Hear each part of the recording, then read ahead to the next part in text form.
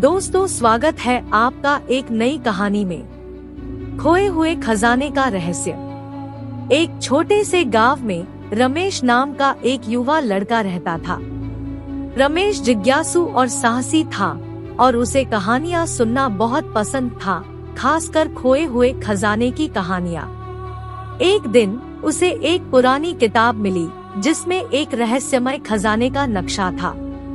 नक्शा एक गुफा की ओर ले जाता था जो गांव के पास एक ऊंचे पहाड़ पर स्थित थी। रमेश उत्साह से भर गया। उसने तुरंत अपने दोस्तों रीमा और मनीष को नक्शा दिखाया। वे सभी खजाने को खोजने के लिए उत्सुक थे।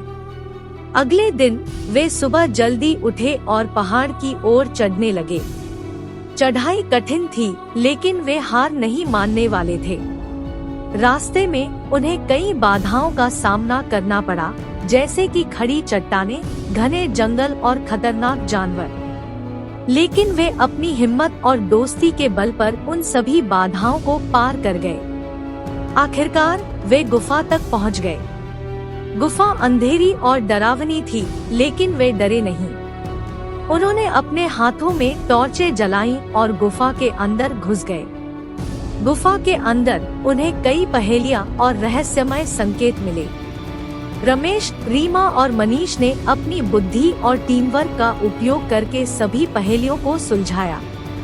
अंत में वे गुफा के सबसे अंदरूनी भाग में पहुंच गए, जहां उन्हें एक बड़ा लकड़ी का दरवाजा मिला। उन्होंने उत्साह से दरवाजा खोला और उन्हें सोने, चांदी और हीरो से भरा हुआ खजाना मिला। वे खुशी से झूम उठे। उन्होंने खजाने को आपस में बराबर बांट लिया और गांव वापस चले गए। गांव में सभी लोग उन्हें देखकर बहुत खुश हुए। रमेश, रीमा और मनीष ने खजाने का कुछ हिस्सा गांव के विकास के लिए दान कर दिया। उन्होंने बाकी खजाने का इस्तेमाल अपनी शिक्षा और भविष्य के लिए किया। यह कहानी हमें सिखाती है कि यदि हम हार न माने और अपनी दोस्ती और टीम वर्क का उपयोग करें, तो हम अपने लक्ष्य को प्राप्त कर सकते हैं। यह कहानी हमें यह भी सिखाती है कि हमें अपनी सफलता का कुछ हिस्सा दूसरों के साथ बांटना चाहिए।